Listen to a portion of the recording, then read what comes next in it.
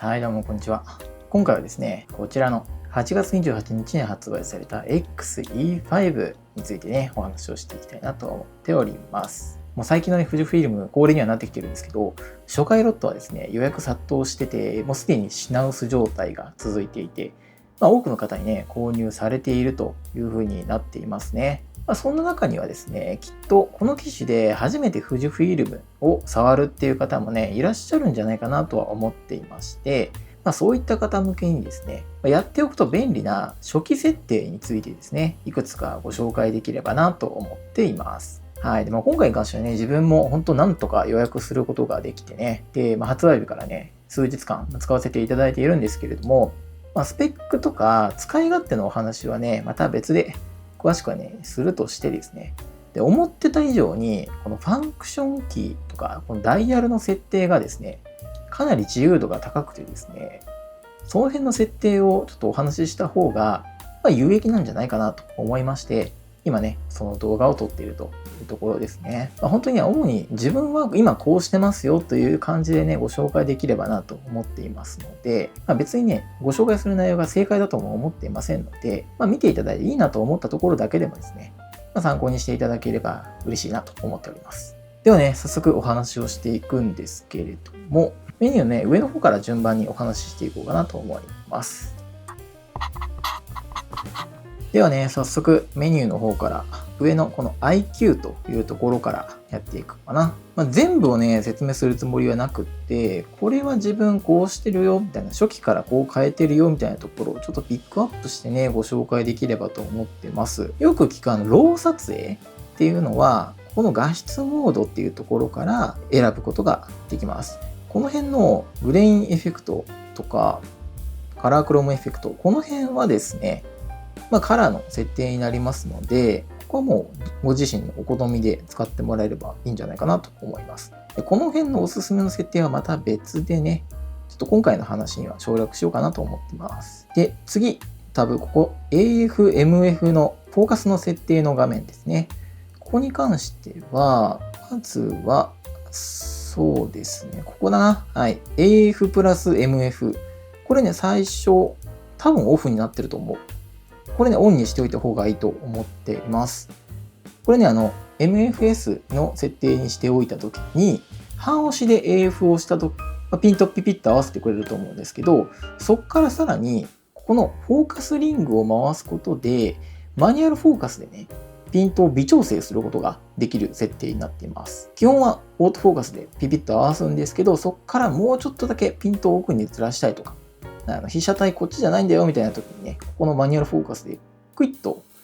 フォーカス先をね、調整してあげることができますので、これは結構便利かなと思います。で、さらにもう一つ、この下の MF アシストですね。これに関しては、マニュアルフォーカスをした時のピンと合ってる場所を表示してくれる機能で、自分はこのフォーカスピーキングをよく使ってます。で、ブルーの強にしていて、例えばですけど、フォーカス合わせましたと。で、ずらしたときに、これちょっと見えるかな？この青く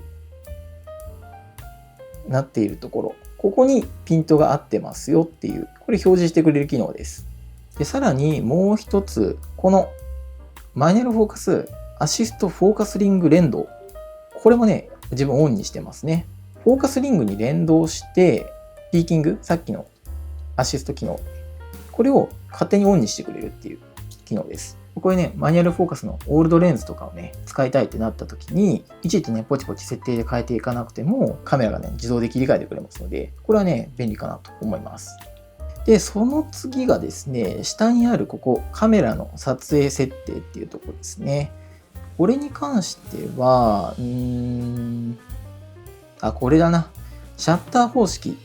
これをですね、自分は M プラス E っていうですね、メカニカルプラス電子のこの設定にしております。これはですね、シャッタースピードが4000分の1秒まではメカシャッター。で、それ以上速くする場合は電子シャッターに自動で切り替えてくれるというモードですね。なので、今これ、シャッタースピード100になってますけど、これをどんどん、例えば、よいしょ、4000にしますと。で、ここ4000まではメガシャッターなんですけど、さらにですね、速くしていったらもうここからは自動的に電子シャッターに切り替えてくれるというものになりますね。この XE5 はですね、内蔵 ND フィルターとかはないので、日中撮影するときに、やっぱね、シャッタースピード速くして、明るい場所でもね、F 値低くして撮りたいっていうニーズが、多分出てくると思うんですよ。で、その時に、電子シャッターをね、ポチポチ変えなくても、自動でスッと切り替えてくれるっていうのが、もうこれマジでね、自分は重宝しておりますね。撮影とかそれくらいかな。テレコンの話はまた後でします。フラッシュも特にないな。で、動画も特に今回ね、自分XE5、ほとんど撮影は写真用かなと思っていますので、動画の設定のところはちょっと今回割愛ね、しようかなと思っています。プレイ防止モードをちょっと変えるぐらいでいいんじゃないかな。はい。で、次がですね、ここ、セットアップのタブですね。ここの項目ね、結構多いので、サクサクいきたいんですけれども、まずは、基本設定はね、特にないです。次のここ、音設定のとこですね。ここの、これ、AF の合唱音量。これに関してはですね、オートフォーカス、ピント合った時にピピッという音を鳴らしたい時には、これ上げておく必要があります。初期はね、多分鳴らないようになってると思いますので、お好みでね、ここは音量を上げてもらえればと思います。一応この電子シャッターの時も音量ね、大きくしておけば、シャッターが鳴るようになりますので、ここもね、お好みでご設定ください。で、次がここ、表示設定ですね。で、これに関しては、どこをいじったっけなあ、これだ。電子水準器の設定。これはですね、自分 3D の使ってますね。カメラの向きに応じて水平を取ってくれる水準器で、2D はこの横の動きだけなんですけど、3D にすればこの縦の動きもですね、水平取ってくれるんですよ。2本目のバーが出てきて。これ結構便利なので使ってます。で、あと、ここ、フレーミングガイド。これもですね、自分はよく使ってます。で、この9分割に自分はしてますね。いろんな構図でね、役立ちますので、自分はオンにしてますね。ただ、今回ね、この順番通りにやっていったら、このままやるだけだと反映されませんので、その下にあるですね、これ、画面のカスタマイズ。ここの1個目の項目、ここのフレーミングガイドっていうのをチェック入れることで、初めて画面に表示されるようになります。で、ここのカスタマイズに関しては、自分はですね、いろいろ表示させてまして、このヒストグラムとかもですね、ここで表示させるようにしてますね。このゲージの話です。はい、これね、露出を視覚的にね、白飛びしてるとか黒飛びしてるみたいなのを見ることができるようになります。あとは、そうだな。大体、オンにしてますね。そんなに初期から変えてないと思うけど、そんな感じかな。ちなみにこのクイックメニューの背景設定はね、透明がおすすめです。その下の操作ボタン、ダイヤル設定についてですね。まず、このクイックメニューのところから、写真と動画でそれぞれクイックメニュー分けれるんですけど、写真の設定をね、説明していくんですけど、自分はこの最大数16を使っていまして、ここでですね、カラークロームエフェクトとか、グレインエフェクト、カラークロームブルー、あとスキンエフェクトとかね、この辺にカラー設定を追加してます。これを設定しておくと何がいいかなんですけど、さっきクイックメニューの背景を透明にしたじゃないですか。で、このQボタン、ここにあるボタンでクイックメニューを開くとですね、自分が設定したさっきのこのカラーのエフェクトとかの設定がここでできるんですけど、これ背景を透明にしたことによって、ちょっとこのメニューの隙間から映ってる映像を確認することができるんですよ。なんで、このクイックメニューを開きながら、ここでね、こうやってエフェクトを調整することによって、どんな感じで映ってるかっていうのを確認しながら、エフェクトの適用量を決めることができるんですよ。通常のメニューでポチポチやるよりかはですね、幾分かどういう設定になってるか、どういう画面になってるかっていうのが、結果を見ながらね、設定できますので、自分はここでカラーの設定をできるようにして、全部ここでやっちゃってますね。で、その下、ファンクション設定。ここがですね、ボタン、何を割り振っているかっていう話なんですけど、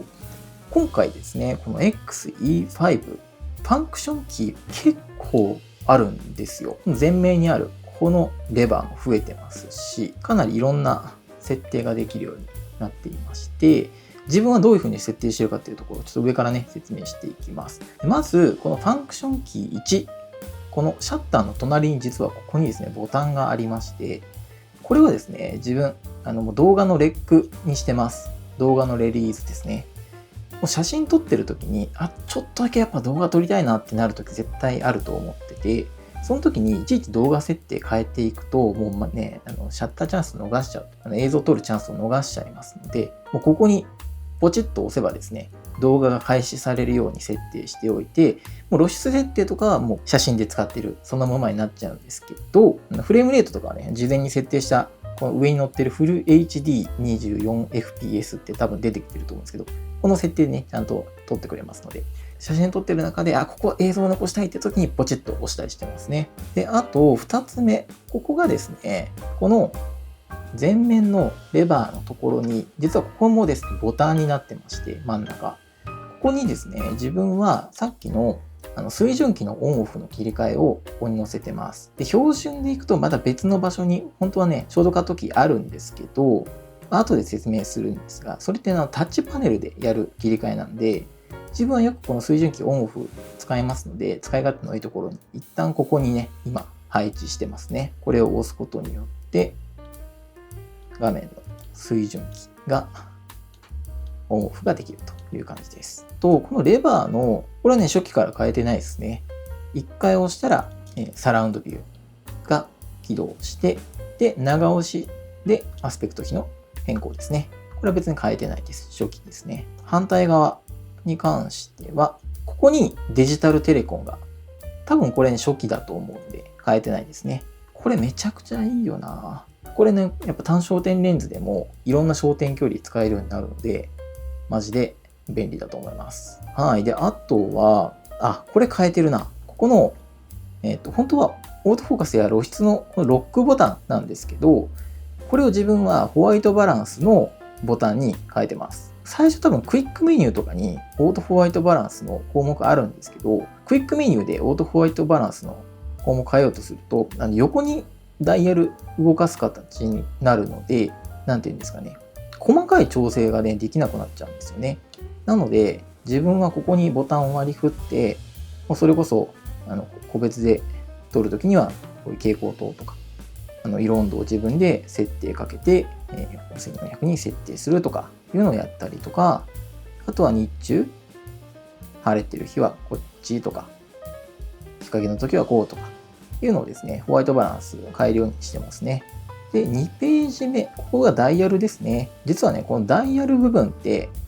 横に動かすだけじゃなくて、押し込みをしてボタンとしてもね、使うことができるんですよ。で、さっき言った、ここのですね、タッチファンクションキーっていうのが、画面上でスワイプすることによって、ショートカットをですね、こんな感じで開くことができるものになります。これはね、後でオンにできる方法をご紹介するので、一旦ここで設定できるよっていうことだけ覚えておいてください。あとはですね、これ、コマンドダイヤル設定ですね。ここに関して、前の前面ダイヤルとこの背面のダイヤル、ここで何を設定するかっていうのを決めれますね。で、前面ダイヤルって1個しかないんですけど、1、2、3、4、4つ設定できるようになっていて、さっき言った通り、ここの、ダイヤルがね、ボタン式になっていて、ポチッと押せますので、ポチッと押したら、どんどんね、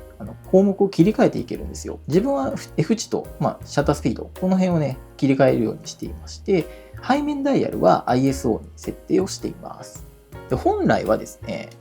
ここ、レンズにある絞りリングっていうのを使って、F 値は調整をして、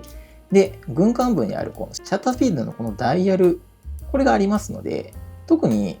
前にF 値とかシャッタースピードとか設定していなくてもですね、露出設定自体はできるんですけど、やっぱり他のカメラも使ってますので、そのカメラとの操作感をね、寄せておきたかったっていうところもあって、自分はここをあえて設定しています。あとですね、この下、シャッタースピード操作設定、これはね、オンにしておいてください。ダイヤル部分にある、この基準だけでやっちゃうと、細かいね、シャッタースピードの調整がね、できないんですよね。で、これをオンにしておくと、例えば、シャッタースピードを100にしたいとかっていうのも調整できるようになりますので、ちょっと刻みでおきたいシャッタースピード設定するときにはこれが必要なのでオンにしておいてください。で、あとは、これ、レンズなしレリース。これはね、オンにしておいていただいた方がいいと思います。これでね、電子設定なしのこういったオールドレンズとかも使えるようになりますね。そして、で、これ、絞りリング設定。ここをですね、自分はコマンドに設定しています。これオートにしてるとですね、さっきダイヤルにこの割り当てた F 値とかがですね、このレンズを A にしておいたとしてもですね、これ F 値の表示が消えちゃって操作できなくなっちゃうんですよ。これをコマンドにしておけばですね、この絞りリングを A にしたときにダイヤル切り替えて F 値に変えたので、ここでダイヤル F 値の操作がここで初めてなるという感じですね。あとはタッチパネル設定でさっき言ったタッチファンクションキー、これをオンにしておけば画面上でスワイプしたときにファンクションキー、ショートカットキーっていうのが4つほど追加できますね。はい。キー設定などはこんな感じですかね。本当ね、必要な操作はこの物理ボタンとダイヤルで大体できちゃうので、かなりね、使い勝手いいなと思っています。自分もともと使ってた XS20 と比べてもですね、フォーカス設定もやっぱここのね、物理のボタンがありますので、オールドレンズへの切り替えとかもね、やっぱ簡単で便利ですね。逆にこのね、フィルムシミュレーションダイヤルは、ちょっと使いづらいなと思った部分もありましたね。で、なぜかというと、ここにですね、この EVF のセンサーがあるんですよ。ほら。こうやって。ちょうどその上にフィルムシミュレーションのダイヤルがあるので、指をね、ここにかけたときに、ちょっと EVF のセンサーに引っかかっちゃって、いちいちね、EVF にこの画面がチカチカ変わっちゃって、ちょっとこれはね、ストレスでしたね。これなんかいい方法ないかなっていうのは今考えているところです。はい、ということでですね、いかがでしたでしょうか。今回はですね、XE5 の初期設定についてお話をさせていただきました。実際に使ってみて、個人的には思ってた以上に使いやすいなと感じました。持ち運びもやっぱしやすくて、ボディ内手ブレ補正もついてますので、シャッタースピードを遅くして露出を稼いでですね、夜景とかもですね、こうやって手持ちでパシャッと綺麗に撮れましたので、マジでね、満足度高いなと思ってます。あとはね、この辺のアクセサリーの話とか、